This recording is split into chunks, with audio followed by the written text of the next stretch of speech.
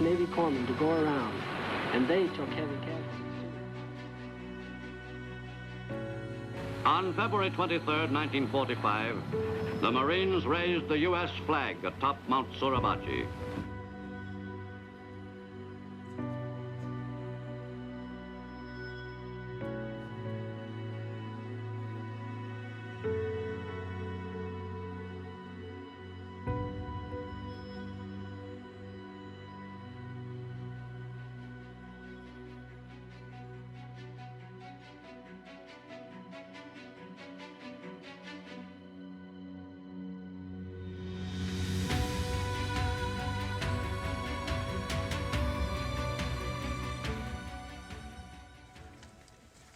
Thank all of you for coming today. I don't know that I've ever spoken to a larger group than we have here today. So thank you.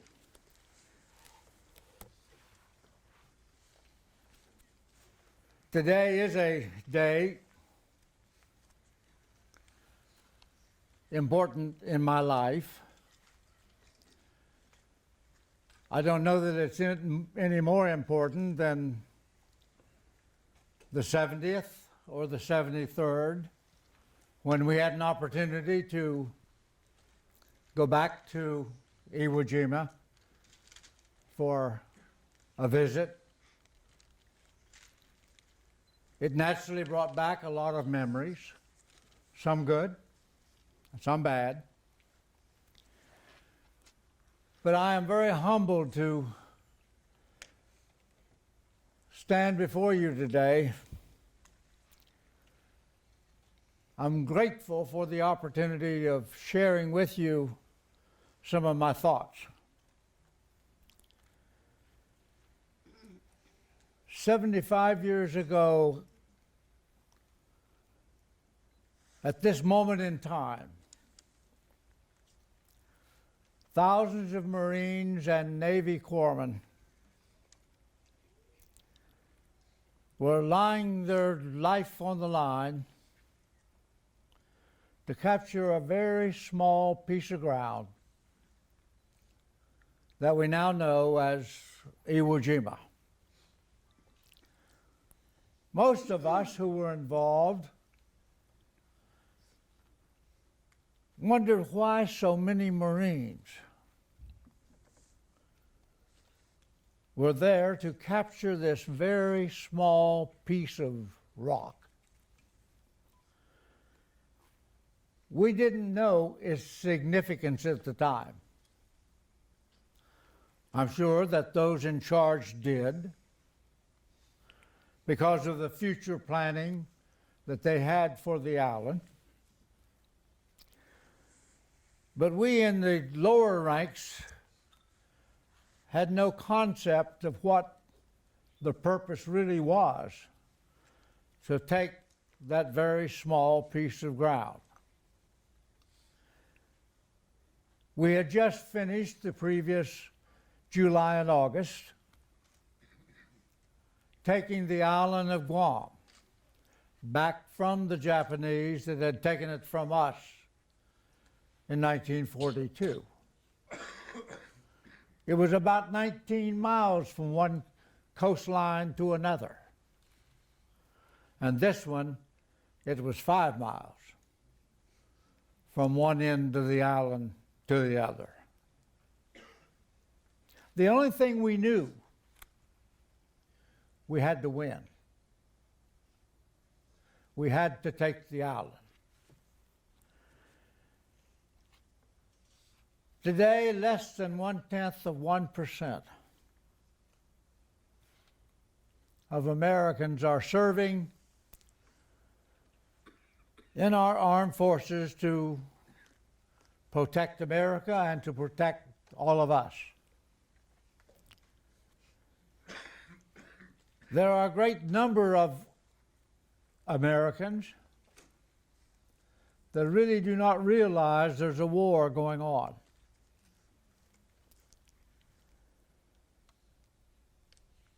That our loved ones are being lost and wounded. They'll tell me from the news that in Afghanistan, the number is now around 20,000 wounded and killed. That's about the same number on Iwo Jima who were wounded, in addition to almost 7,000 who sacrificed their lives. Those serving in our armed forces today have the very same devotion and a purpose that has always existed in America: to protect the very precious values that we have, that we live every day. Those purposes of freedom and protecting our way of life says, in effect, when that individual raises their hand and takes that oath, you may take my life, but you cannot take my freedom.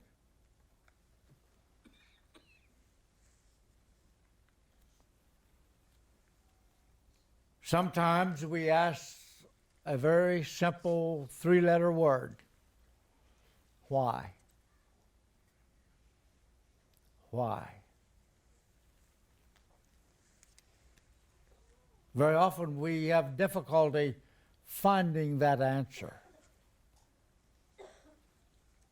A father who was asked that very same question, why, who had lost a son,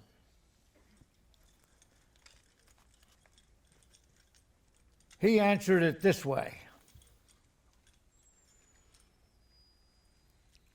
I am compelled to answer that question that has twisted inside me like a dagger since the moment that I knew you were gone. Did we not, it asks, we the parents, point you toward what eventually happened? Did not we, out of our own unqualified love of country and rigid definition of duty, realize that that could occur? We deliberately cultured in you the currently unfashionable belief that each person is responsible for themselves.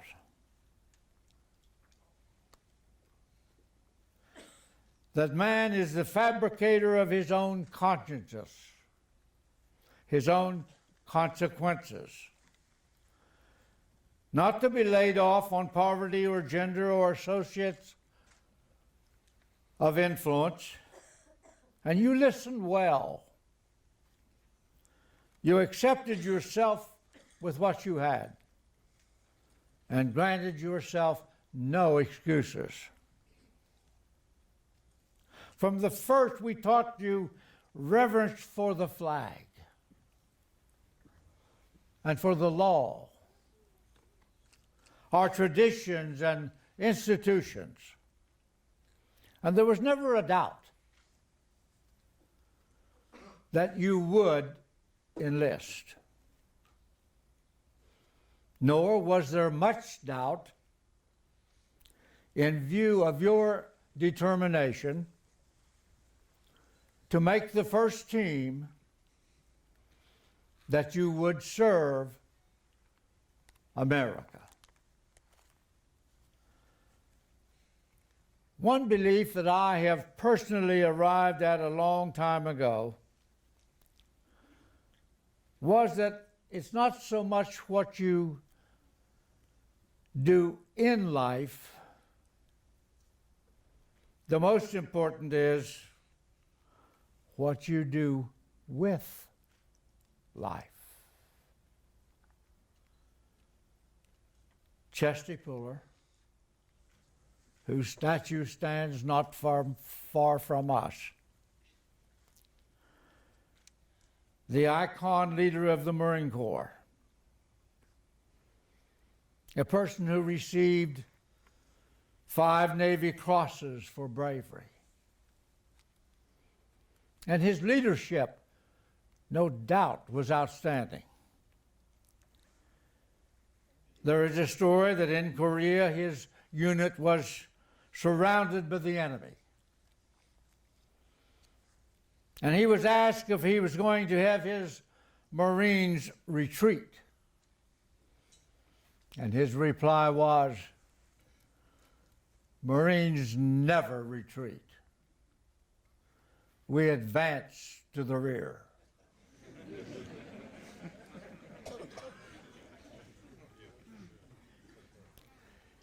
In Vietnam, a group of Marines were outnumbered. Their commanding officer said they must pull back. One Marine, badly wounded, was accidentally left behind. When they reached a safer area, his buddy, realizing that he was not with them, wanted to go back and get him. But his commanding officer told him no, it would be suicide. But he had to go. He did, and when he found his buddy, he picked him up in his arms and carried him back to safety. He was alive. And he said to his fellow Marine, "I knew you would come back for me."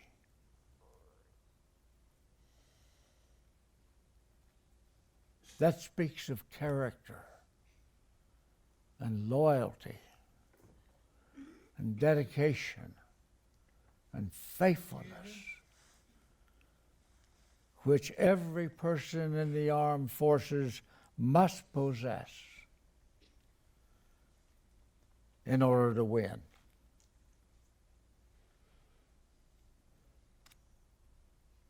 I wonder how many times in the history of America has this kind of a letter been sent home to mom and dad? The letter says, "I am writing this letter to let you know how proud I am that both of you for signing my papers. You will never know how much that means to me. I know it was not easy. But you know there's a war to be won. And it's got to be won by boys like me. We can fight the battlefront. But you, like all other mothers and fathers, have the hardest fight of all. Just remember, we are fighting for peace. Peace between races of people. Peace at home among families. And together, we can find peace. The writer of that letter was known as Scott.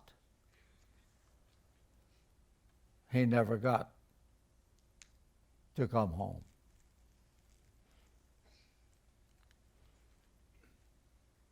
We, as a citizen of this great nation, must support that person who stands between us and harm.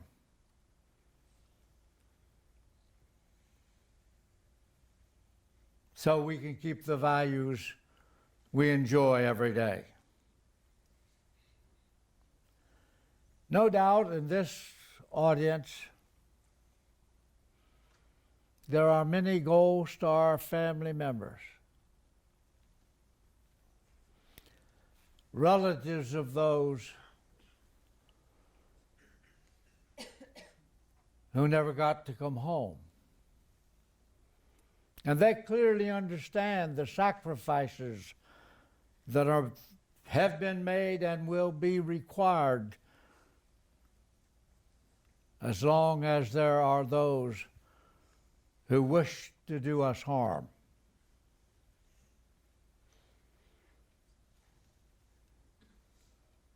In America's history,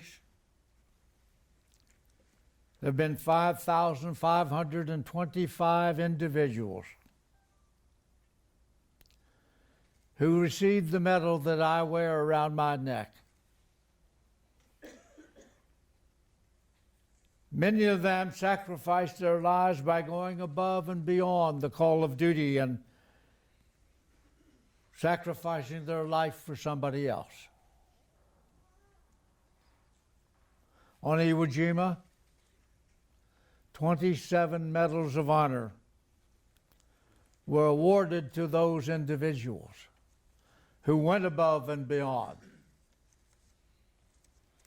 14 of them sacrificed their lives, not for themselves, but for others. 13 of us were fortunate enough to get home.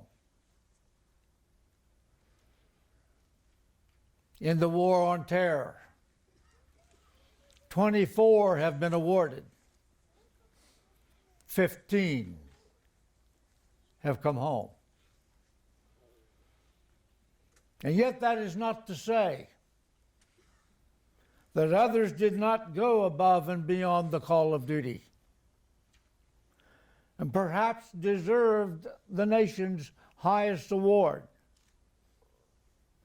But there were no one to make the recommendation, or there were no witnesses to confirm what happened on that particular occasion.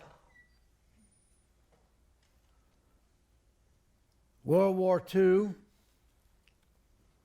is the only war where our freedom was really in jeopardy.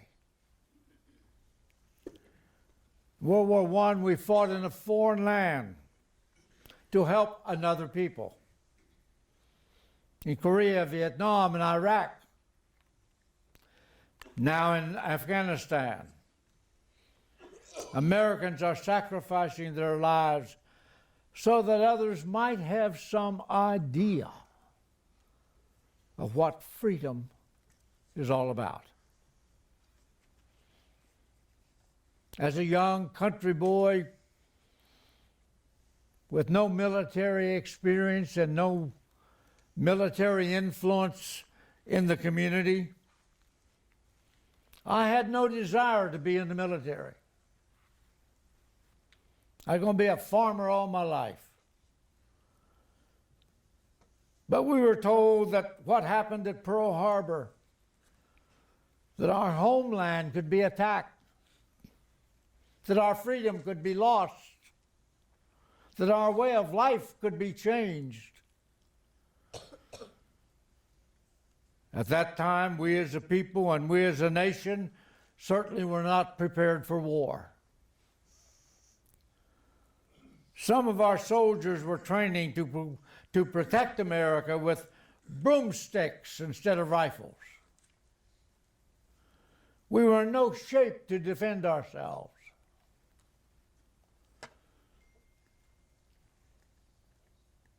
To illustrate how naive I was, my concept of defending America was not to go fight a war or to take lives or to serve someplace I'd never heard tell of. My concept was that we would gather here in our own country, shoulder to shoulder, do whatever we had to do to protect the values that we have.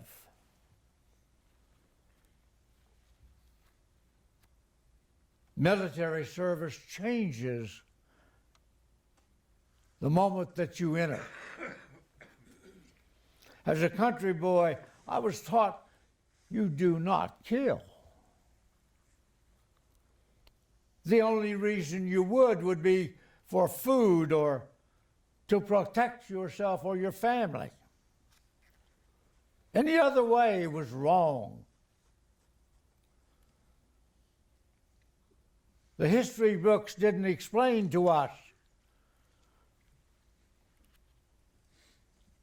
what war was actually like.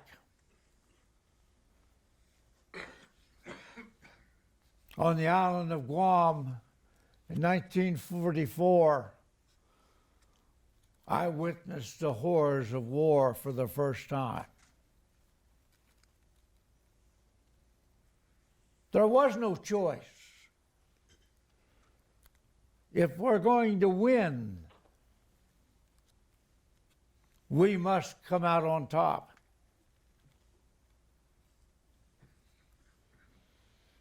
Our belief as Americans is that life is precious and everything must be done to preserve it. But the belief of the enemy was that it was an honor to die in combat, and for the emperor, which made them a very tenacious enemy. On the way to Iwo Jima,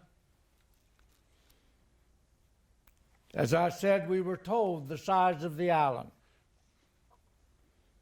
But we were also told that we probably would never be used.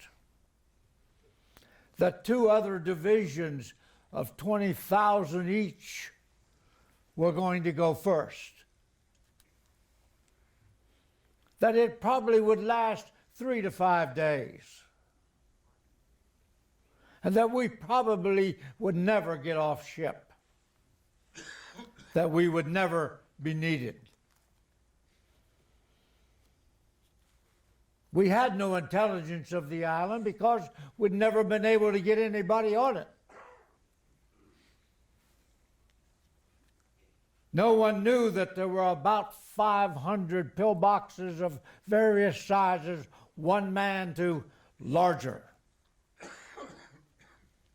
Many miles of tunnel hollowed out in that island. And because of the number of wounded and killed the first day, about midnight, over the speaker of the ship, we were told, "You're going ashore."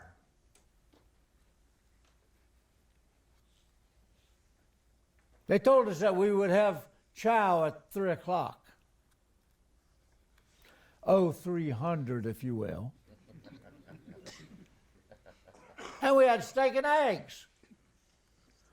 I've never figured out why they want to give you steak and eggs before you go to combat.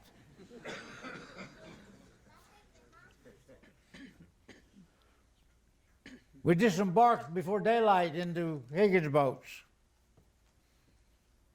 There were about 35 or so in each Higgins boat.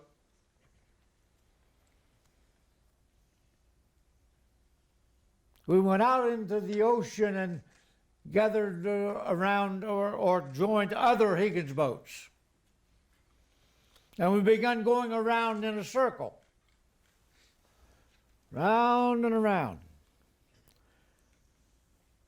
We were told later that we were waiting for the beachmaster on shore to say, "Come on in."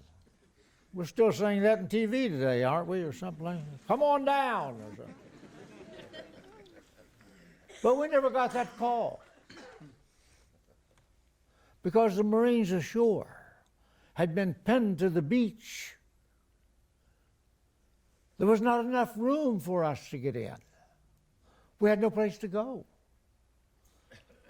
So they took us back and put us aboard ship another night. That blasting horn came on again at midnight and said, "Chow again, 0300, steak and eggs." I think we're the first and only outfit that ever got steak and eggs two mornings in a row from the Navy.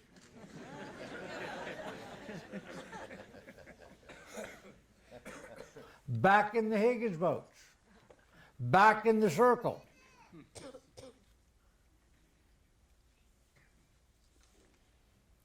A little before noon, somebody got the signal to come on in. When we got to the beach,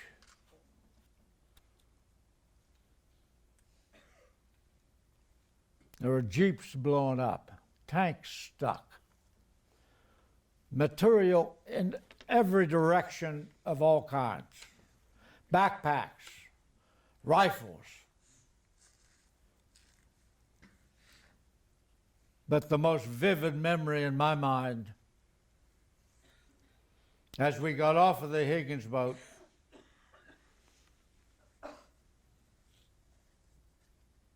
here were stacks of our loss, wrapped in ponchos, because we had no place to put them. They couldn't take them back aboard ship. They couldn't handle it.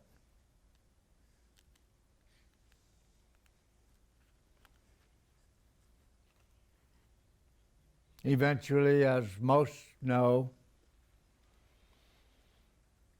cemeteries were established on Iwo Jima by the divisions, and our loss were placed in those cemeteries.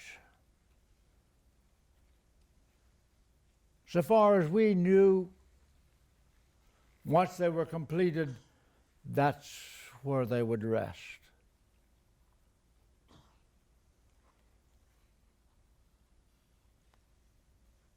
But when we gave the island back to Japan, they had to be moved. Some came home. Many went to the punch bowl. That's where my very best friend that I've ever had in my life, Vernon Waters, is resting.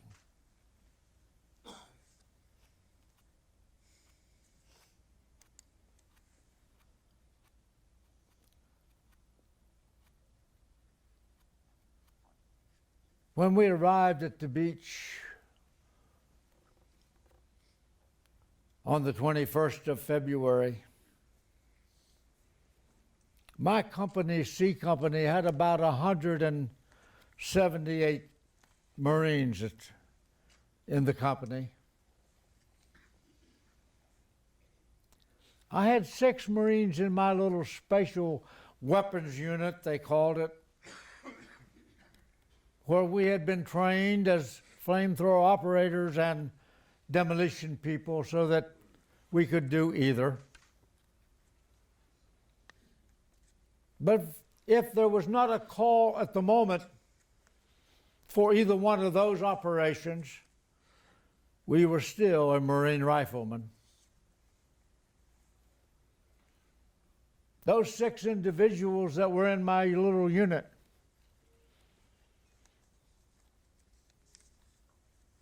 two each were placed with the companies, A, B, and C Company. My job as a corporal attached to headquarters company gave me the responsibility of making sure that when they needed flamethrowers or demolition or blasting caps or whatever, that I had them available for them. It was their job to perform the operation.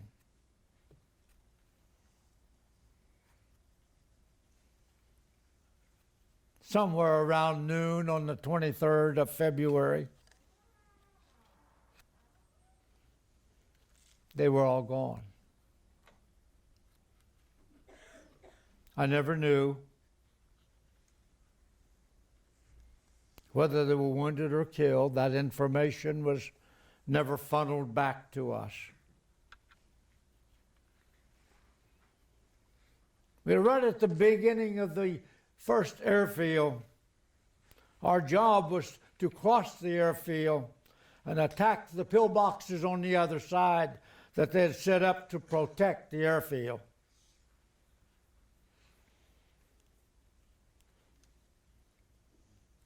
We were waiting to move out, and the Marines around me began yelling something about a flag. And then some of them were standing up and firing their weapons into the air. When I saw that, I looked around in the same direction they were looking, which was toward old Mount Suribachi. Of course, I had to do the same thing. I had to fire my weapon into the air too, because it was like a celebration. Old Glory was flying on Mount Suribachi.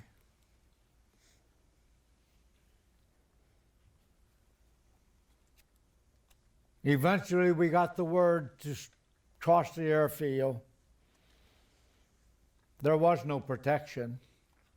Few craters, shell craters, bomb craters. But that's all. So we lost a great number of Marines just getting across the airfield.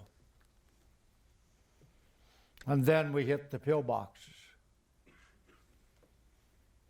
They were reinforced concrete pillboxes. They had used iron rods that, I guess we call them rebar today, but in my day it was just an iron rod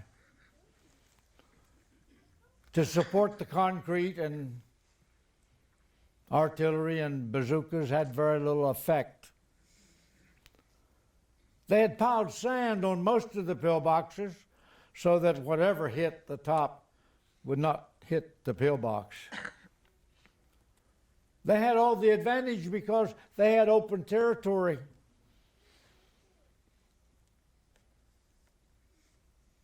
All we had was the aperture in the front of the pillbox that they were shooting out of as our target. Every time we would advance, we would lose. Made several attempts, and finally the commanding officer got us offline, called for a meeting. He only had 2 officers left. Platoon sergeants were gone, squad leaders were gone. But he called for a meeting of NCOs. I'm a corporal, I'm not an NCO. I wasn't going to go. But my first sergeant told me he wanted me at the meeting. We gathered in a big shell crater so that we could stay out of the grazing fire, and that's when he asked me, as being the only flamethrower demolition guy left in the company,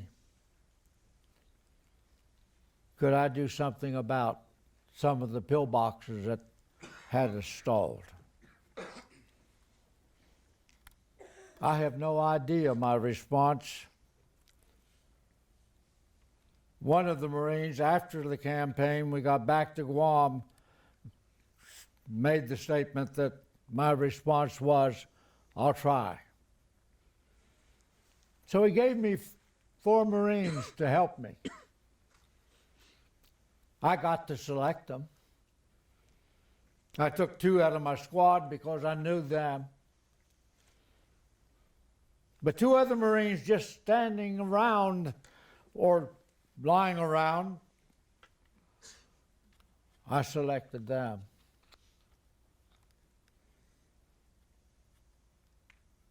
Picked up a flamethrower and started advancing toward the pillboxes. Back at that time, we had a guy or a position that we would put a Marine in that we called a pole charge man. And before we left Guam, we had put together pole charges, we called them. A 2x2 piece of wood about 8 feet long with a 12-inch board nailed to the end of it. We'd put explosives on that, tape it on, and then put a fuse in it so that when a cave was burned out or a pillbox was burned out, the pole charge man's job was to run in and stick it in the pole charge in the cave or the pillbox, set it off to make sure that all in there were gone. I selected a guy by the name of Sliger. He was a PFC. He was going to be my pole charge man that day. On the first pillbox, he got hit in the helmet, penetrated the helmet, hit the liner inside, went around to the back, threw him back in the hole we just crawled out of, and Sliger was done. Alive, but done. I didn't have any more pole charge man that day.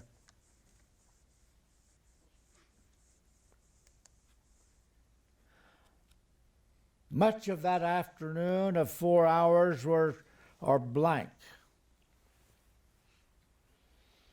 2 or 3 things are so vivid I've never been able to forget them, but some of it is just blank.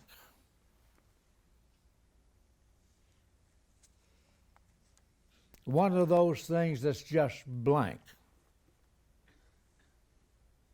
is how did I get the other 5 flamethrowers? I used 6, according to witnesses that wrote up the citation. I have no memory. I have said, I'm reasonably certain that none of those Marines back there said, just wait, I'll bring you out one. I don't think that ever happened.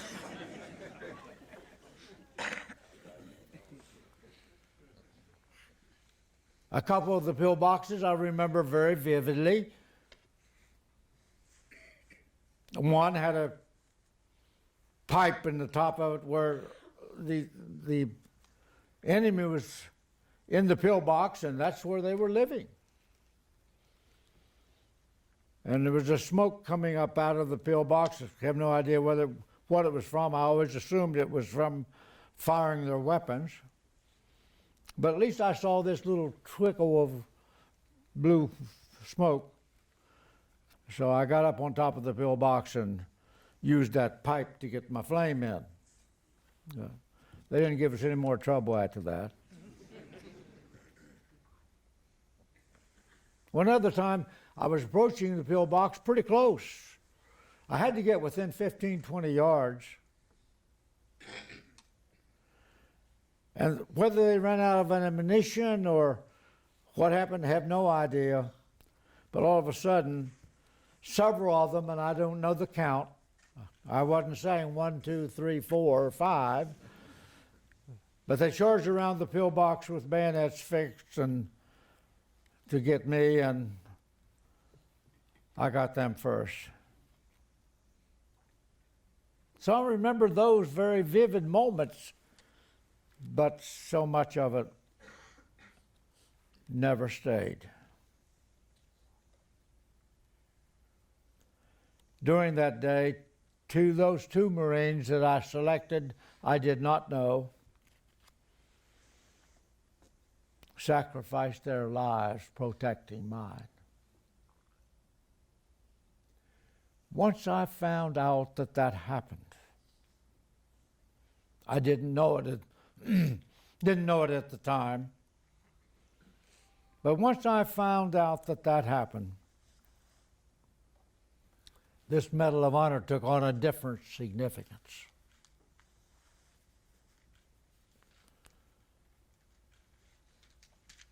I said from that point on, it does not belong to me. It belongs to them. I wear it in their honor, not mine. I keep it shined for them because there is no greater sacrifice than someone who sacrifices their life for you, for me. PFC Charles Fisher and Corporal Warren Bornholtz were those two individuals.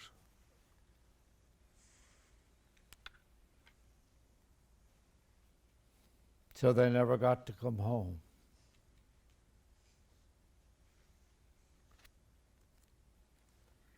Had it not been for my commanding officer and 4 other Marines who were willing to write up and then testify as to what happened that particular day at that particular hour, I would not be standing before you, and I would not be the possessor of the Medal of Honor. There are very few things in this world that we can do alone. Every day, all of us depend on somebody else to provide for us in some way,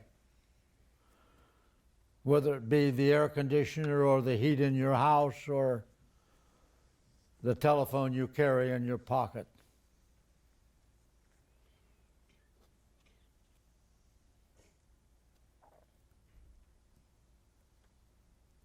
Today, and for the last few years,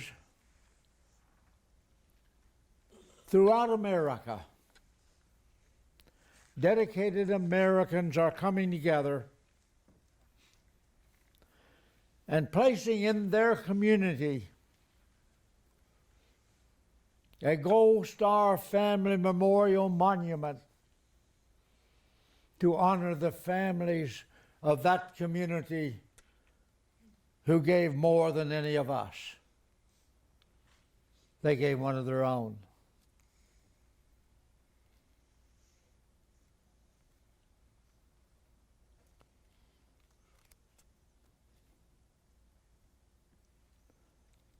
"64 communities at this point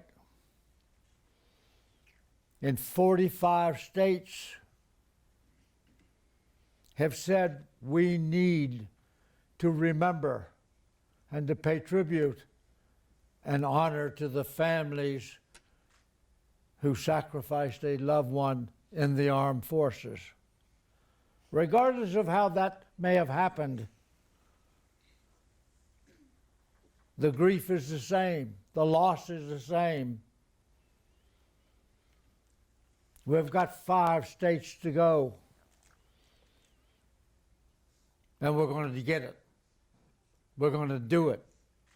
It's going to happen.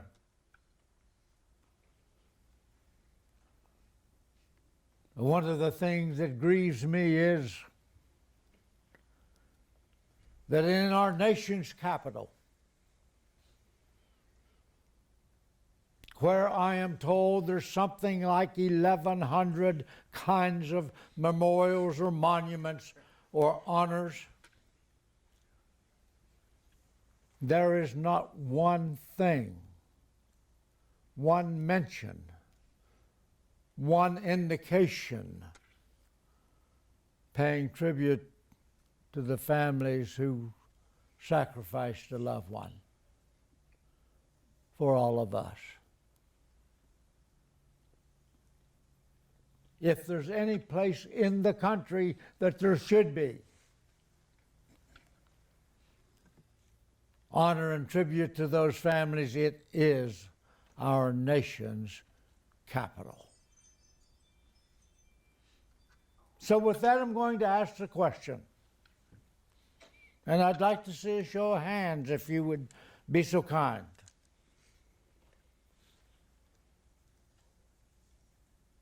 All of those in this audience who at some time in our history, going all the way back, up to the current date, that had a relative, regardless of that relationship,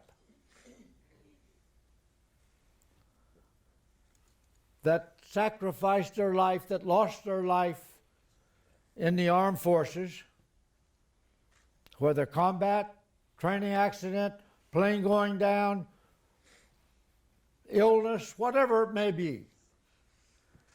If you are one of those who's had that happen, could I see just a show of hands of all of those?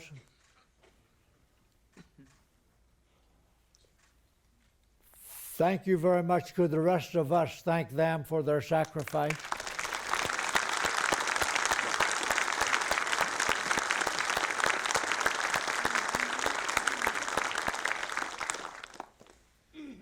If I were to make a quick judge of an estimate, I would say at least 40. There are so many in the country that don't even realize they are a Gold Star family because they've never been subjected or educated in any way to realize that their relationship to that individual makes them a Gold Star family. Whether it's a grandma or grandpa or an aunt or an uncle or sister or brother or cousin, it makes no difference. There is that relationship.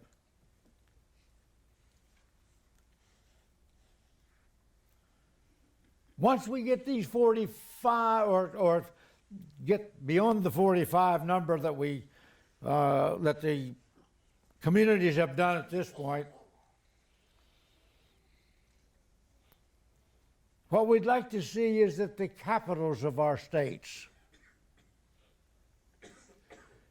the ones being done now, are primarily community-oriented because somebody in that community took on the role, formed a committee, raised the funds, got the monument erected, but it didn't affect the rest of the state.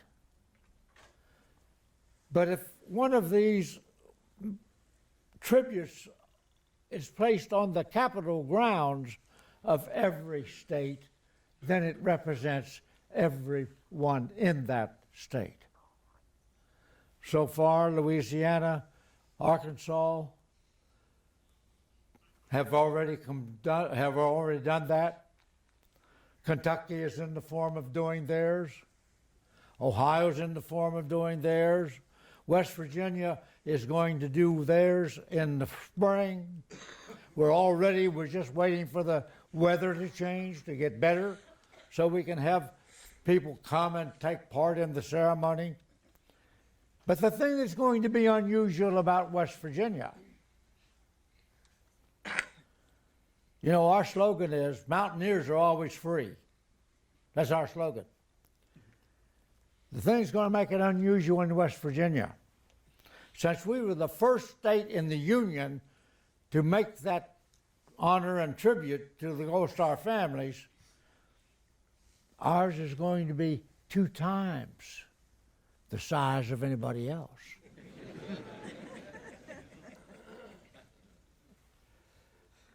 If you have any influence in your community or in your state, Those people are long overdue to be recognized. And so many, many times, once we have dedicated the memorial, a Gold Star family member will just walk up and touch the memorial. And so many of them have said, now my loved one will never be forgotten.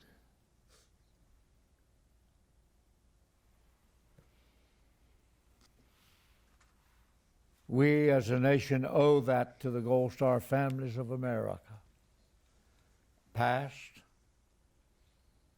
present, and unfortunately those of the future.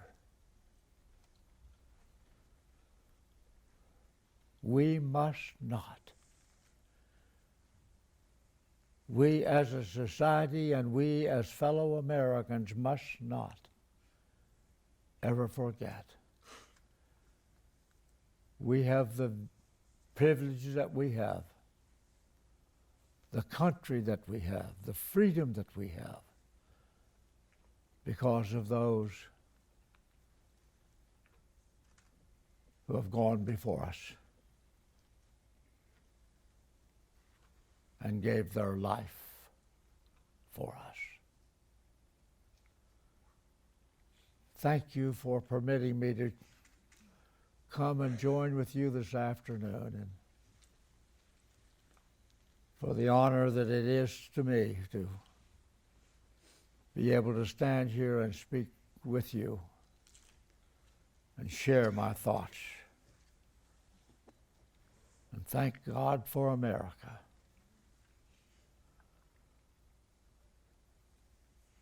Our prayer is, and I have no doubt in my faith that God will continue to bless this great country that each one of you and I call our home. Thank you very much.